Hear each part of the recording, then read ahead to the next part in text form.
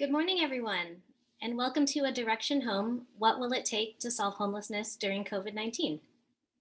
My name is Luisa Montez, and I'm the Communications Manager for All In, a campaign to mobilize San Franciscans around solutions to homelessness.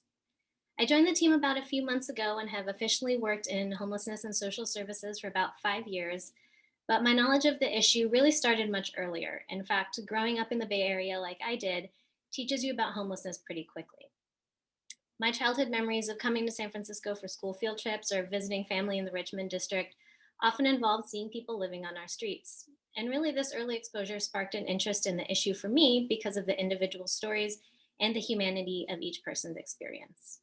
Only when started getting paid to work in this field did I really realize the systems and complexity that brought us to where we are in our community.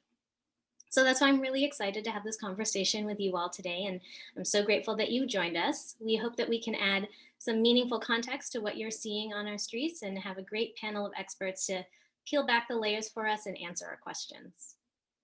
As a reminder, just some little housekeeping points here. Everyone will be muted in the webinar format, and you can still submit questions using the Q&A feature at the bottom of your screen. Our wonderful campaign manager, Andrea, will be answering some of them live and also float some of them up to us for a discussion. We'll start off with a short panelist introduction and ask them some questions before diving into the questions that you've all submitted. So let's lay a little bit of groundwork while we're here. We're here together online still in the middle of another stay-at-home order, 10 months after we've already sacrificed so much together. And I bring this up for a couple of reasons. First, to acknowledge that this year has asked a lot of us already, so it's a reminder to be kind to yourself and engage with us as much as you are able. We know everything is happening virtually now, and it's a lot. But also, it's important to understand this context because what we're living through has major implications for our unhoused neighbors. Nationally, more than 500,000 people experience homelessness on a given night. And in our city of just 49 square miles, that number is more than 8,000 people. I imagine you have a sense of the scope of the issue already, and you've probably heard a little bit about what our homeless response system has been up to this year. There are issues of equity at play in the city's homelessness recovery plan, which you might have heard thrown around. And then, of course, the recent Prop C decision that happened in September. Luckily, our panelists, Matthew, Shanell, and Stephany, will be able to take us through it all today. They represent a breadth of experiences and perspectives that will help us better understand how our city is responding to homelessness and what we can do as residents in supporting promising, effective strategies to reduce homelessness. Today might not answer all of your questions, but it's also not meant to. Our goal is to just deepen our understanding and be equipped to ask even deeper questions that can lead to solutions. And here are the people to help us do just that. First, we have Matthew Doherty, a national homelessness expert and former executive director of the U.S. Interagency Council on Homelessness, which is the federal agency charged with coordinating a national response to homelessness. He has decades of leadership experience focused on ending homelessness and integrating housing, services, and economic opportunities. So he'll give us a really valuable national perspective to zoom out a bit from our own backyard and put San Francisco in the context of what's happening around the country. We also have Shanell Williams, a dedicated public advocate, nonprofit leader, and community organizer. She wears a lot of hats in our community, and today she's here as chair of the Our City, Our Home Committee, which is responsible for seeing how Prop C funds will be spent. We've heard that the Prop C money has infused a lot into the city's homelessness response, and they've been very busy this week, so we can dive into what that all means. And last but not least, we have Stephany Ashley, Northern California Housing Director for Brilliant Corners, which is a statewide nonprofit supportive housing provider. She's been active in San Francisco politics and as a campaign manager and communications consultant for local campaigns. Stephany bridges people and policy for us and can give us a firsthand account of how these bigger decisions impact the people she works with. Okay, you've heard from me enough. Let's talk to our panelists. Welcome everyone, and thank you again for taking the time.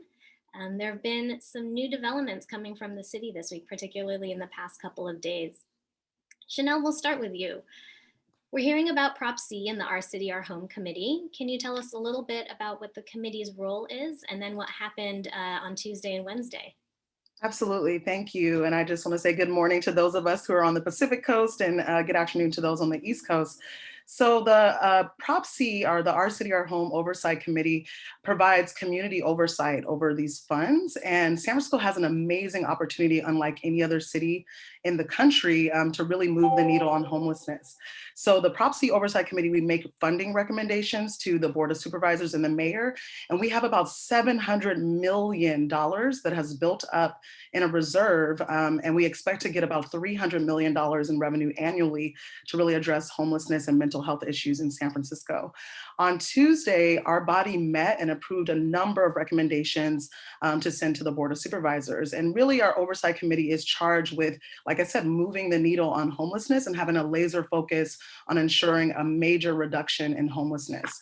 The recommendations we put forth, about 14 of them, are going to house over 1,000 people immediately, which is huge for San Francisco. We've never done this in the history of our city. And we really want to be nimble and make smart decisions. We want to commit to a data-driven approach that moves this issue upstream and that ensures equity and addresses hidden homelessness as well as visible homelessness. And we want time to ensure that our approach is proactive and not reactive and allows us to acquire property and also builds exits simultaneously. So on Wednesday, the Board of Supervisors Budget and Finance Committee, they pretty much approved all of our recommendations for the Department of Homelessness and Supportive Housing, which is great and very exciting. In terms of the Department of Public Health recommendations, the OCOH committee only approved the beds that they were putting forth because we believe that this fund should be really focused on exits to homelessness, and we should not be funding the entirety of the mental health SF proposal, which we all agree is a really great proposal, but we believe that Prop C funds, it's really not in alignment with that. And so the board actually did move forward the Department of a public health request, the full funding request they put forward, because for this year, because of just their thoughts on the immediate needs that we see around mental health, behavioral health for this year. And then we were excited to see that $7 million has been set aside for a board and care facility, which is really great to sort of get us toward more the acquisition side of this issue. And so even though we didn't get the entirety of what we wanted for the behavioral health recommendations, it's really great what we did get this Wednesday. Wow. No pressure, Shanell. That's just a couple things happening in our city. Great. That's great news. Thanks for cluing us in. I think it can be a little intimidating for everyday residents to see a headline or really dive into the specifics of these plans. So it's so great to have your perspective to walk us through it. Thank you. Thank you. And Stephany, as a service provider, what is your reaction to all of this news? I mean, you see how these decisions impact individual people. So what does this mean for you? Yeah, well, I mean, first off, I just want to say, how excited I am that we get Shanell's time today, because this was a huge week for the city and a huge week for the Our City, Our Home committee. I mean, they met on Tuesday for 6.5 hours. And that was just the official meeting, not even considering all the behind the scenes work that was happening. So just thank you, Shanell, and to all the committee members for that work. Also, good morning to everybody. I'm new to the webinar format, so I can't see all the participants, but good morning, Tony Newman. It's great to see you too. My reaction is that I'm really excited. Obviously this year with the pandemic and the impact that COVID had on our unhoused neighbors, it's been devastating. I mean, I think, a colleague of mine, Joe Wilson, said it's like everything we've always known and like nothing we've ever seen before, right? In terms of the level of disparities and suffering. And so it's very exciting to me that San Francisco is stepping up to the plate in this moment, and really committing to, long-term solutions that actually are poised to meet the needs of the people they're intended to serve, right? Too often, I think that the solutions that are put forward for homelessness are sort of motivated from the concerns of people who are housed and are not actually stemming from the needs of the people experiencing homelessness. And, I really believe that the people who are closest to the problem are closest to the solutions. And I think the Our City, Our Home committee has just done a really great job. And the entire Prop C effort has really been motivated by listening to the voices of people most impacted, incorporating those voices and that expertise into solutions, and really getting out of this scarcity mindset that has kept us from actually meaningfully addressing this issue, right? I mean, I always say, like, San Francisco is one of the wealthiest cities and one of the wealthiest states in the wealthiest country in the world. And yet still we are constantly operating from this scarcity mindset rather than, actually asking ourselves, what would it take to solve homelessness? Let's do that. We have the resources. And I think, Prop C really was coming from that place of, no, we do have enough. It's about making it a priority. And so I'm really excited. I think, close to 90% of the, housing subsidies that are being funded coming out of yesterday's meeting are permanent, are ongoing, which I think is a huge win. So yeah, I'm just grateful, and I'm excited to really get to work in 2021 to house as many people as we can. Absolutely. Really exciting stuff. Great. Now, of course, all of these developments and all this news is taking place in the context of COVID-19 and winter weather. And so, Matthew, I'd like to chat with you a little bit for this national perspective. So earlier this month, in response to the surging cases that we've seen in our region, we entered into a second stay-at-home order the entirety of the Bay Area is in right now. And at the same time, we also know it's getting colder and people need the safety of shelter, and not shelter in terms of like just a shelter, but shelter more broadly, including homes and stable housing. So given your work on national COVID strategies and your work with USICH, how does this compare to what you're seeing in other communities, and what are other communities doing to protect their unhoused residents from during the pandemic? Great. And just want to welcome everybody, and thanks for the chance to participate in this. I currently live on the East Coast, but was a Californian for 14 years, living in San Diego County. So I always appreciate the chance to be a part of dialogues in California and about California's issues. So I think in many ways, California helped lead the way in the early response to the intersection of COVID-19 and homelessness, and the modeling of the strategies of setting up hotels and bringing people inside into non-congregate settings and deconcentrating. That California was oftentimes ahead of the rest of the country in moving that work forward, and others could see that work happening and make it happen in their own communities. But I would say that COVID-19, I think Stephany touched upon this a little bit, has really taxed the homelessness response system and has in many ways overwhelmed its capacity to balance its ongoing work with also responding to this crisis. And staff are stretched and pulled in many directions, and it's really taxed the system's ability to be able to respond. And I think for those of us who have homes, COVID-19 has really helped to illustrate the importance and the power of a safe and stable place to be these days, and has made that clearer to more people than probably ever before how important that is. But it also has been a really dire demonstration of racial inequities, and that racial inequities are literally about illness versus health, life and death. So it's added tremendous urgency to try to do better, to respond more quickly, to do more, and to strengthen our responses to homelessness during the pandemic, but knowing we also need to be doing more and doing better as we move forward out of the pandemic. So really have seen across the country communities responding heroically, but also still in an environment in which resources literally often are scarce, and that the resources to do what's needed often aren't enough to do at full scale. So very difficult decisions getting made all the time about what can communities do and what can't they do. And communities really are struggling to find ways to sustain the new sheltering approaches, the hotels, the motels, the things like the SIP hotels, are struggling to find ways to sustain those, and running out of money to sustain those in many parts of the country, expecting maybe FEMA reimbursements, but having to front all the money and not having the cash flow to do that. So we're seeing that as a real struggle in many places. And that is worsened by the lack of urgent, quick responses of new federal resources, which there's some discussions in Congress that might put some more money into these responses, but they're still not at the scale that's going to be needed to meet the needs as the pandemic continues. I would say communities are increasingly shifting their focus to rehousing people. So early responses focused on sheltering people safely, increasingly focused on rehousing people as part of the crisis response, and knowing that getting people into permanent housing where they can stay and keep themselves safe is the best crisis response and the best crisis opportunity, and ends people's homelessness in ways that the immediate responses don't.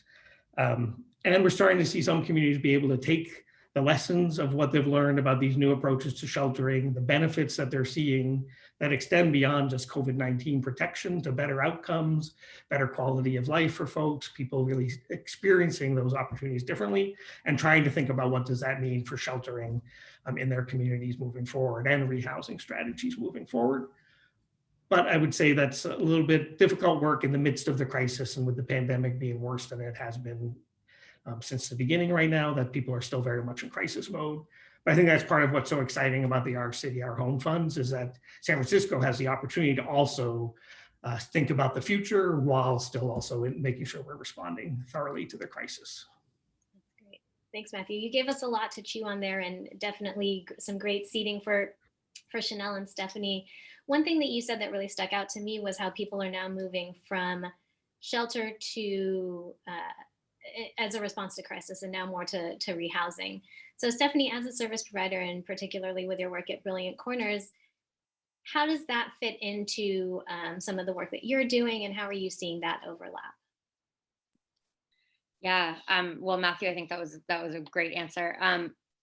The way that I'm seeing it, so a lot of the work that Brilliant Corners does in Northern California is actually going out into the housing market and leasing up, empty units and supporting people who are exiting homelessness or exiting institutions move into those units of housing. And one thing that we have seen in the last year is, a dramatic increase in vacancies in San Francisco's housing market, combined with a upwards of 30% reduction in rents. And so we are seeing an opportunity to house people more quickly and more cost effectively than ever before. Maybe not ever before, but then, than the last decade. And so I think there is a tremendous amount of opportunity there. We are getting contacted by landlords every week saying, hey, I have these empty units. Hey, I have these units that we're going to be, rented to students, but the students are attending school remotely. They're not coming to San Francisco. I mean, the amount of people who are working remotely who have decided to relocate outside of San Francisco has just seriously changed the housing market. And that's not to say that this is not still an expensive city, but certainly we are seeing the market soften in a way and seeing property providers be interested in being a part of the solution in a way that we haven't seen before. So I actually think that with the influx of these resources, we're going to be able to house a lot more people more quickly in the city, which is really exciting than we have in a long time. That's exciting. That's really great. And such a great example of how you really don't need to be in the nitty gritty of politics or even a service provider to make an impact on homelessness. You could be a property owner. You can just be kind of an everyday citizen or a caring neighbor who really cares about just getting folks off the street and into housing. Absolutely. Shanell, something that Stephany said that really stuck out to me was the fact that we can now house with this strategy, we can now house people more quickly and more cost effectively. And I also heard you say earlier that we now have the Prop C funds that put us at a really unique point in time in our city. What does the news from the developments of this week mean for our strategy of rehousing folks who are in those shelter-in-place hotels to make sure they don't go back to the streets? Absolutely. So the Prop C funds are committed to make sure that those 2,500 folks that are currently residing in the SIP hotels will not be exiting back onto the streets, which is huge. And, 2,500, like I said before, that's the most that the city has ever housed in the history of San Francisco in 1 year. And so with these funds, we can now develop permanent exits for folks out of the SIP hotels, which is great because, again, we don't want those folks going back onto the streets after we kind of transition transition out of that strategy.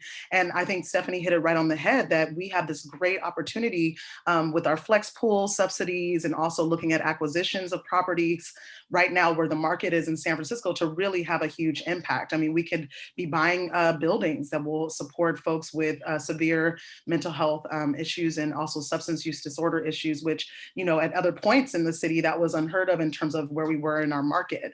And then also with these subsidies, with the rents the way they are right now, we are hoping that this is a great opportunity for folks with those subsidies to move into permanent units in the city. So, I mean, this is just really, I would say, like a perfect storm. I mean, we know that we are in a crisis. And of course, this crisis, it's horrendous, right? And, you know, just being in this crisis has opened up a window of opportunity for us to really expand our impact with these dollars, to really think long-term, to acquire property, and also to kind of push forward these subsidies in a way that we haven't before. So really exciting time. Yeah, absolutely. I think you really hit the nail on the head when you're talking about being strategic with long-term solutions, but also the need to kind of act quickly and weather this crisis together.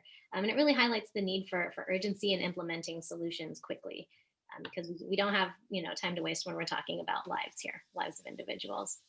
And Shanell, I'll stay with you as we kind of think about and pivot to talking about solutions and bringing a little bit of hope to this discussion, because we all know kind of the reality. So what are some of the top 2 to 3 things that we should consider when it comes to solutions to end homelessness? Yeah, absolutely. I think the first on my mind, just hearing from providers, and I want to give a huge shout out to Jen Friedenbach, to Lena Miller, to Julie Ledbetter, and to Cynthia Najendra, who have been just so amazing in getting out there in the community and really talking to folks about our potential recommendations. So shout out to them. They're amazing committee members. They've just done a ton of work over the past month. And when we think about like these 2 to 3 things, I would say number one, workforce. We are going to have to scale up pretty fast now that we have these resources to acquire properties and to put out these subsidies. We need workers. We need workers who are going to be trained and available to work with this population so that we can, you know, get folks housed as quickly as possible while we're in this climate. So I think about like pay equity for workers. Like, how do we actually get folks to a good living wage that are out there on the front lines during this crisis, putting themselves at risk every day?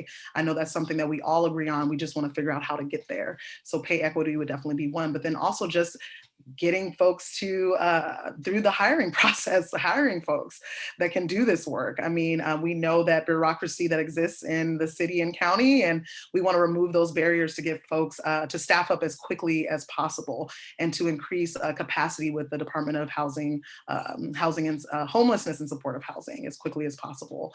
I would also say number 2 is really, again, looking at the long-term landscape and not being reactionary and not looking at Band-Aid approaches.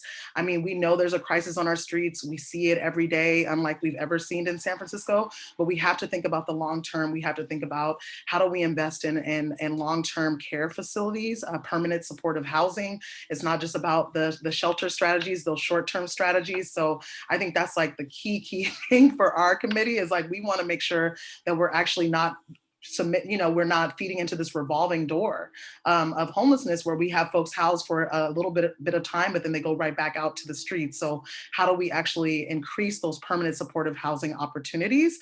And I would say lastly, we have to take a collective impact approach. It's really going to be all hands on deck. It's not just about HSH, it's not just about Department of Public Health, but we also need to bring in the criminal justice system because we know that that system impacts a number of the folks that we're talking about, and other systems, looking at workforce development and job retraining for this population as well. If we think about like rapid rehousing subsidies, how do we make sure that folks can maintain that cost of living after that subsidy goes away? And so it's a multi-pronged approach, and those top 3 are front of my mind.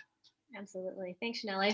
I especially hear you on kind of the intersectionality of everything and how the systems can't work in silos because they all really feed into each other. Absolutely. So Matthew, based on what you've seen in some other states, what would you say are some of the most critical elements of a successful homelessness reduction strategy? Are there elements that Shanell mentioned that you've seen work successfully elsewhere? Great. Yeah, and we didn't compare notes on our top 2 or 3 things, but I want to endorse everything Shanell said and then have some other ones to augment with. So I think one of the key things, and I think, again, the Prop C funds create these opportunities, is making sure there's really strong coordination across different departments and agencies, and that there's collaboration across all levels of government, across departments, and really shared planning and decision making that can drive the best use of resources and leverage each other's expertise and programs and services more effectively. Second thing I'd highlight would be just really a full-bodied embrace of housing first practices and principles across the entire response, and doing everything we can to avoid the noise and distraction and misinformation that sometimes gets promoted about housing first, which I honestly think about as similar to the anti-climate change voices who are really trying to distract us from what we already know. And we already know enough about housing first to be able to avoid those distractions and focus on what works. And that includes lowering barriers so people's access to the services they need, really meeting people where they are, tailoring the services to meet people's different levels of need over time.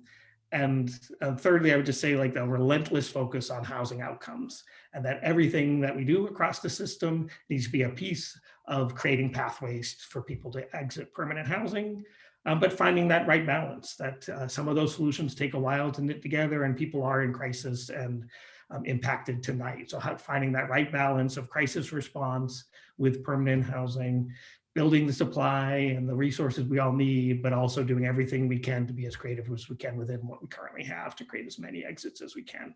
And just having that be the central driving vision of what the entire response is about, is helping people get to the housing they need with the right level of services as quickly as we can. Absolutely, yeah. I love the passion and the urgency. It's you really can't do this work and feel committed to it without that kind of fire under you and within you to do it. And there's a lot of great visioning and kind of strategies and that we're thinking of in terms of how we make those solutions. But I'm curious about how we can really kind of how that translates to work on the ground. Stephany, what would you say, based on your experience as a service provider, is the role of the general public in securing solutions to homelessness? I would say the general public has a big role to play. One thing, I'll say two things. One thing is being a voice for solutions, right? I had the honor in 2013 of being a legislative aide for Supervisor Campos, and one of my jobs was to, field calls from constituents. And I will say, there are a lot of people who are being very vocal about their grievances against unhoused people, right? That is a loud voice in City Hall. And that voice impacts the way that politicians are approaching this issue, right? And the way that priorities get set. And it was really pronounced when we had members of the general public, constituents, being a voice for solutions, showing up to a Board of Supervisors hearing, or showing up to a neighborhood town hall and saying, hey, I just want to say I really support the work that drop-in is doing in my neighborhood. Hey, I just want to say I really support the work that group is doing to feed people who are hungry. Hey, I really support the way that, Homeless Youth Alliance is running their, safe sleeping site. They're doing a great job. Those voices, it's kind of like Yelp reviews. Like people don't tend to Yelp when things go really well, but being a voice in support of solutions is actually a really politically powerful thing to do. Also being a voice of concern, letting your elected officials know that you want more housing for people in your neighborhood, that it's not okay that there are people, sleeping outside without a blanket in the rain, and that what you want to see is the city prioritize, comprehensive care for that person. So one is just being a voice for solutions. That's actually that's something you can do. You can do it on Nextdoor. You can do it, in public comment.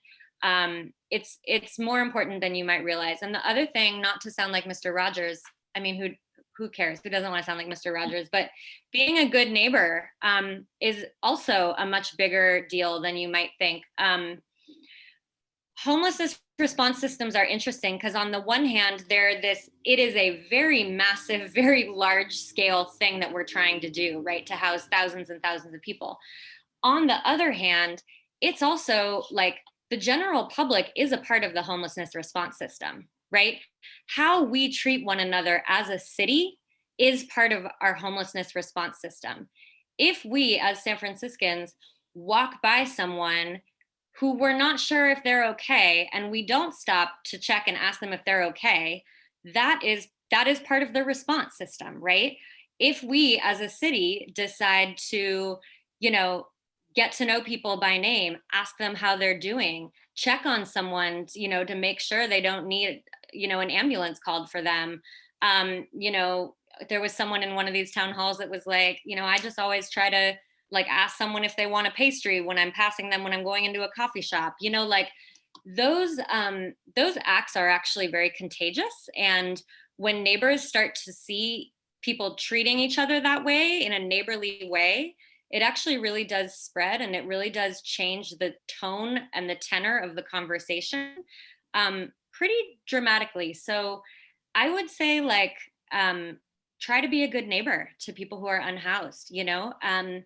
It's about to be really cold, and there is less shelter access because of COVID than there has been in prior winters. You know, if you can like distribute some blankets to people in, you know, in a safe, socially distanced way, those types of things actually really make a big difference. And it heartens me when I see people acting that way. And I think now more than ever, actually, we need, you know, at the beginning of COVID, I got a call from like a local restaurant that was saying, you know, I really want to keep my my kitchen staff employed, but we don't have any customers. So we're going to put a button on our website that, you know, you can donate the price of a meal and we'll cook it. And then will you go drop it off at the hotels, right? And that was amazing. A lot of people got really good meals that way. And it was really necessary. So now more than ever, we really kind of need everybody to start to conceive of themselves as potentially part of the solution. Love that. Those little acts of kindness are really the kind of super spreading that I think we should all be getting behind this time more than ever. Shanell, how do you see those acts happening on the street supporting the work of the RCR Home Committee? We know that there's a lot of pressure on you all to deliver, and we also know you can't do it alone. So how do residents fit into this equation? Yeah, I definitely want to second everything Stephany said. And I think that, you know, we have this large pot of funding that is unprecedented, and we really want to be held accountable to being the people's committee. I mean, we want the board of supervisors, because when folks were out there campaigning for Prop C, folks told voters and said like, hey, we have this oversight committee that's going to be in place, that's going to make sure that these funds are going to be spent in accordance with what it says here. And so we need residents to hold us accountable. We need residents to hold the board of supervisors accountable, because we know that things happen with these propositions where funding sometimes does not get spent in the way that voters thought it would be when it was first passed. And so we're dealing with that now. We've had to push back on saying, hey, we want a data-driven process. Before we lock in millions and millions of dollars from this fund, we want to be able to have our own strategic planning process to make sure we're making the right investments and the right strategies, the right interventions. And we did actually get a lot of pushback on that. We're like, folks are like, well, you have all this money, like this is what we need now. And there's a lot of competing interests that are coming to us. You know, someone said that when there's money on the table, everyone comes to the trough. And so I believe it was Supervisor Fewer who said that in the Budget and Finance Committee yesterday. So we really want to be held accountable to being the people's committee. And, you know, a lot of voters, they approve these dollars with that in mind, because, you know, San Francisco voters are very savvy. They've seen many propositions passed over the years. You know, I'm also, my other hat as president of City College Board of Trustees. We've had a lot of bond measures that, of course, you know, over time, we, you know, didn't meet the projects that we wanted to at the certain timelines we wanted to get them met. And so I think that we just want to be held accountable for the funds, for the use of the funds, and making sure that we're making the right investment. So I would ask all residents in San Francisco to keep watching, tune in, join in public comment, call your supervisor and say, hey, I don't think that's the right investment. Why are you pushing for that? That's not what the fund is intended for. So yeah, just hold us accountable. I think that's the main thing. Great, thanks, Shanell. And Matthew, just to wrap up this portion with you before we get into some of our submitted questions, what is one thing you want our guests to take away from this discussion? We've got a lot of great on the ground feedback from Shanell and Stephany. And then is there anything kind of high level that you'd add to the discussion? Yep. So I think the overarching message I'm hoping people are hearing is that the biggest challenge for ending homelessness is not knowing what to do. It's being able to do enough of it quickly enough with urgency and at the scale of need. So that the fundamental solutions to helping people end their homelessness are actually pretty clear. It's connecting with people, getting to understand their needs and their goals. It's helping keep them safe while they're in the crisis of homelessness, but quickly helping them access the housing and services they need to address their challenges and to pursue their goals. That's a pretty easy formula to lay out, but the ability to take that formula and do it at the scale of need is the biggest challenge here.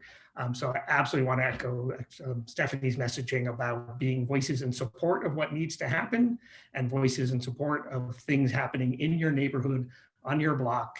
The voices that are in opposition are always motivated and mobilized, and the voices that are supported are often quiet and just telling their friends what they think. And we need it to extend beyond that.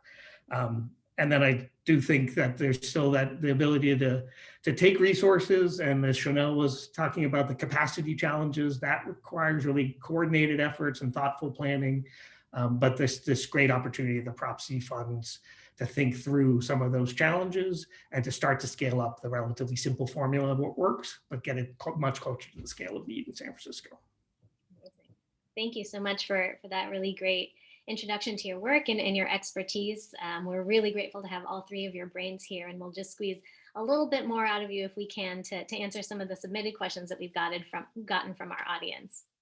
So one of the questions that came through is from Matthew, and he says, I'm hearing about a homeless industrial complex, in quotes, that uses resources without actually helping people. Can you explain how the city and nonprofits manage resources and fund solutions?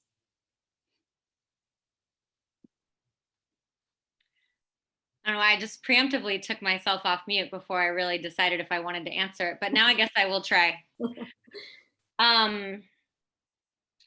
One thing I will say is, I do believe that the nonprofit industrial complex is real, is a thing.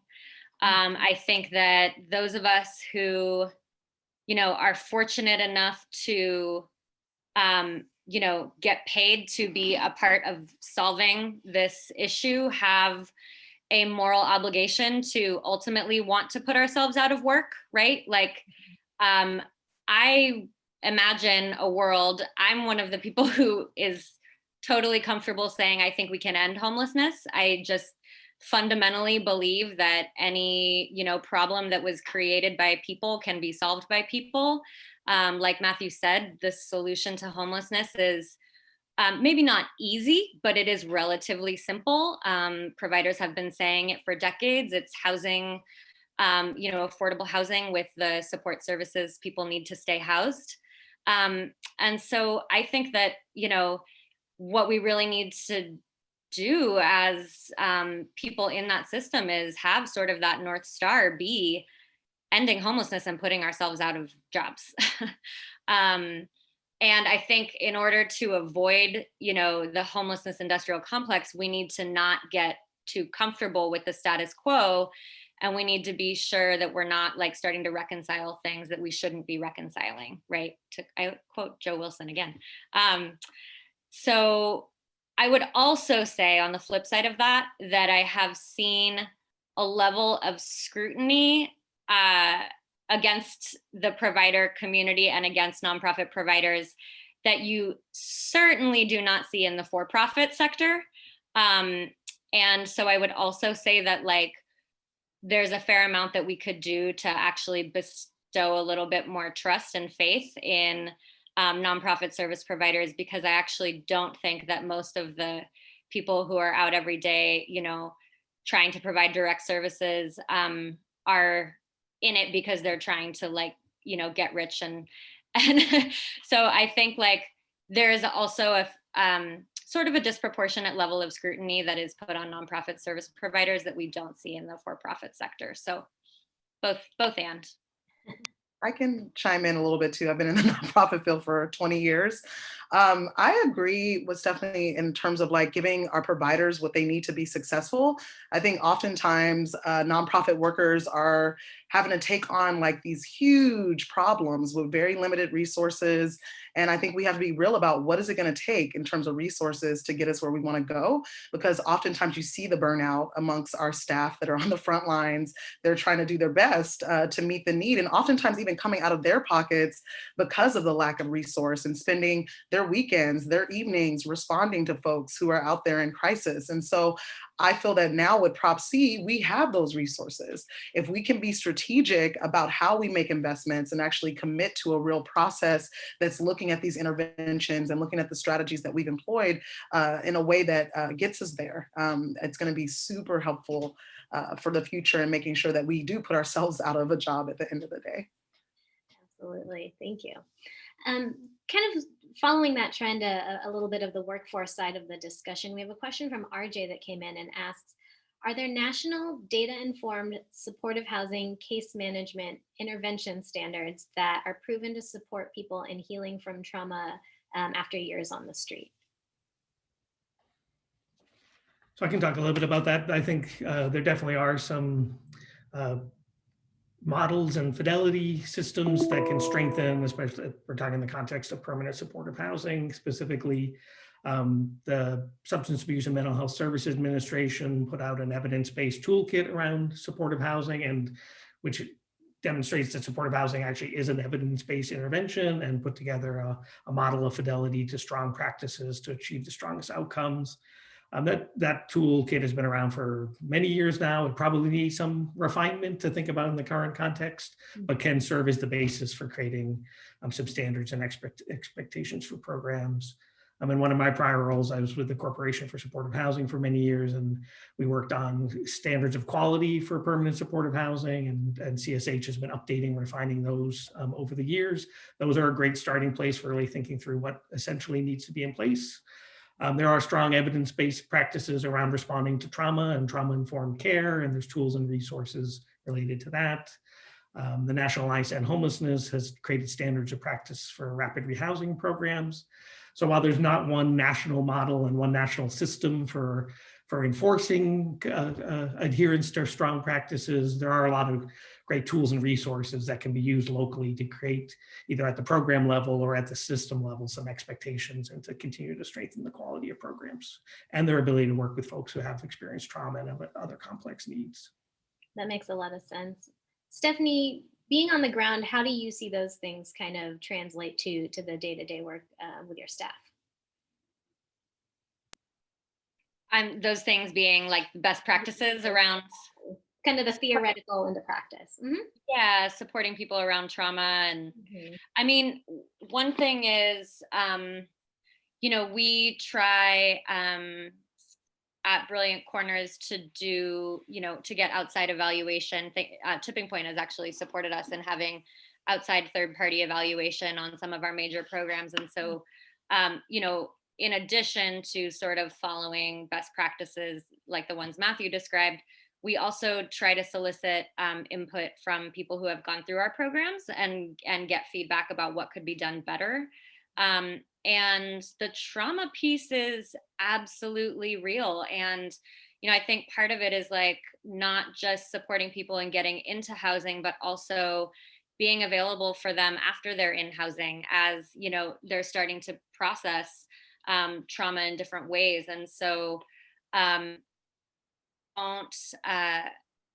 we have housing coordinators that do what we call housing retention services, and we don't stop that after a year in most of our programs. We actually keep that resource available to people for as long as they're in housing with us. And so it might be that someone feels stable and fine and like everything's good and they don't need to talk to a counselor for 9 months, and then a year later something might get triggered and they might feel like they need a higher level of support. And so making sure that we're really being available for people throughout their time in housing, and not just sort of here's your keys, goodbye, right? Continued engagement, and also the flexible engagement, being able to kind of meet people where they're at. And if they need to talk to someone every week, being available for that. And if they only need to check in once every 6 months, that's fine, right? But kind of being able to tailor services to meet the needs of the person, and understanding that healing from trauma is not a linear process, right?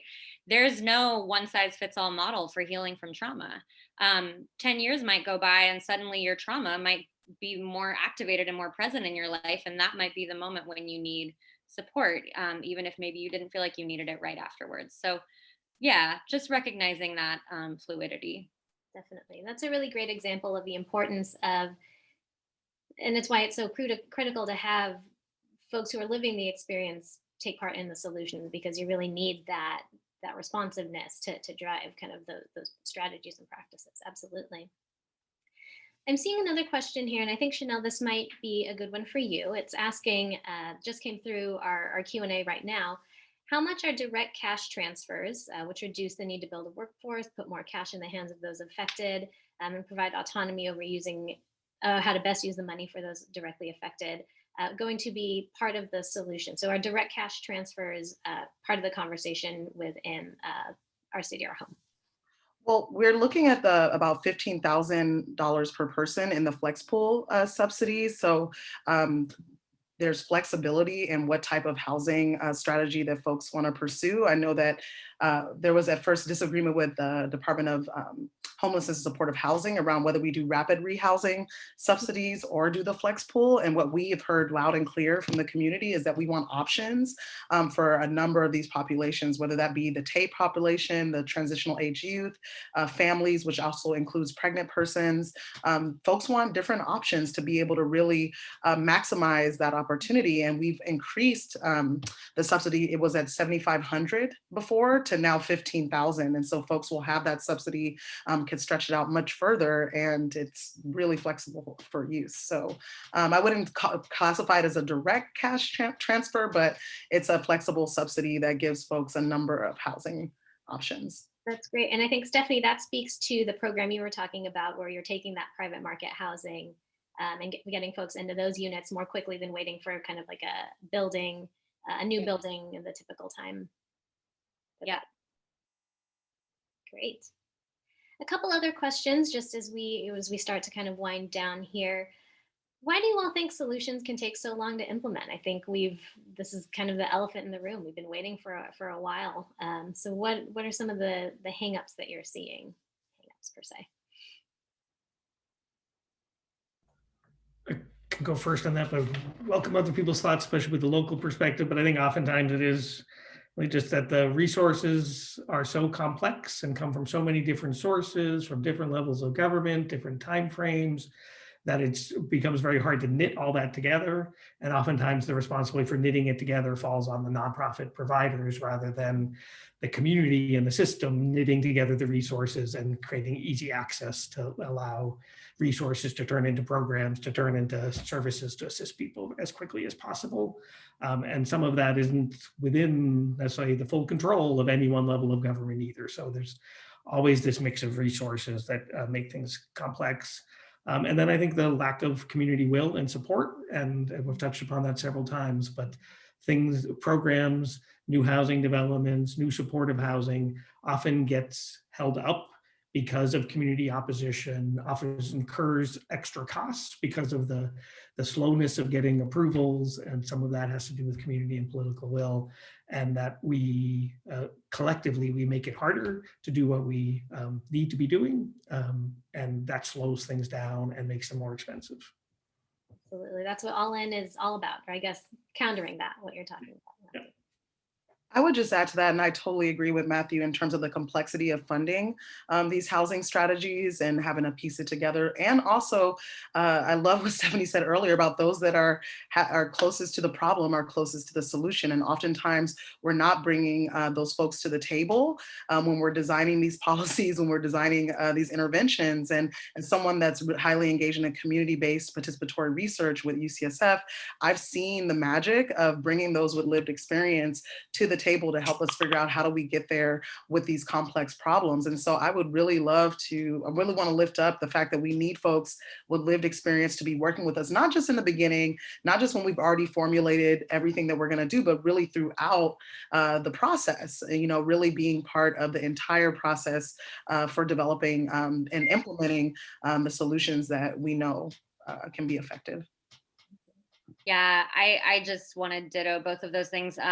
You know, the resources and the sort of the will, right? The political will that Matthew was talking about. You know, if we were to like pay rent all year for every single unhoused person in America, it would cost less than it costs us to maintain a single, what are those big like aircraft carriers? So I'm like those big war machines. They're like $30 billion a year, right? Like we have 13 of those that we maintain every year, and it would cost less to end homelessness nationally for every single person sleeping outside tonight than it does to maintain one of those things. So it absolutely is about political priorities and also resources. You know, I think that our providers could do a lot more quickly if they had the resources that they need in such a way that there weren't all these bureaucracies in the way. Just a quick anecdote on this. We had a team meeting a couple weeks ago with our housing coordinators and our housing acquisition specialists. So at Brilliant Corners, those are the folks that go out and find units and then support people who are unhoused and getting moved into the units. And as an icebreaker, we asked the question, you know, if you had all the resources you needed, how long do you think it would take to end homelessness? And I think my answer was 10 years. And then, because I was thinking the world, right? I was like, probably 10 years. And the housing coordinators almost unanimously said 1 day, which I thought was so amazing because they're the people that are actually every single day ending homelessness for people, one person at a time. And they were like, yeah, I mean, you just get all the housing and you move people into housing. It's not that complicated. Like if we had all the resources, we could just do it. But it's you know, all of that, the knitting together that Matthew was talking about that makes me think 10 years because that's the world I live in. I got chills when you said that, Stephany. I was thinking they would say maybe like a year, definitely less than 10 years. But as soon as you said a day, I got chills. I did too. Great. Well, I think that's a really leads into kind of the closing that we have planned, as we have a couple minutes left here and just a few minutes left. My question for the panel is, what gives you hope about this issue? Matthew, let's start with you. Sure. So I didn't jump in on the homeless industrial complex question, but actually what gives me hope is just the amazing people working in organizations across the country to respond to homelessness. It's a sector that's just filled with brilliant, passionate, committed people that are trying to do the best they can with all the challenges that we've just talked about. And that COVID-19 has created unprecedented challenges for the sector that strain those systems, but seeing communities just respond by trying to do more, trying to do it better, trying to listen more to people with lived expertise, trying to really zero in and focus on racial equity in ways that the sector has not before, that the systems are responding to this challenge by trying to push back with even greater strength and greater progress and more refined strategies and approaches. And to me, I just find that incredibly inspiring, that it's a sector that responds to challenge by saying, all right, let's take that on and let's move forward. Very true. Shanell, how about you? Well, there's a lot of things that give me hope. Number one is that we have resources. Hey, so that definitely gives me hope that we can address this issue. What also gives me hope is my family members. I have family members right now that are living in SIP hotels. And just there, knowing that, it drives me. It makes me feel that the dedication that I have to this issue and the fight that just looking across at all of our committee members for the Our City, Our Home committee, I mean, that gives me hope. I mean, I know a number of folks on there, just like me, who have family members, have loved ones who are currently experiencing houselessness, and just the drive that we all have collectively gives me hope, and the passion, the love we have for our community gives me hope, and we can do this. We have the resources to do it. I know we can do it, and that's the very, very inspiring movement to be a part of right now.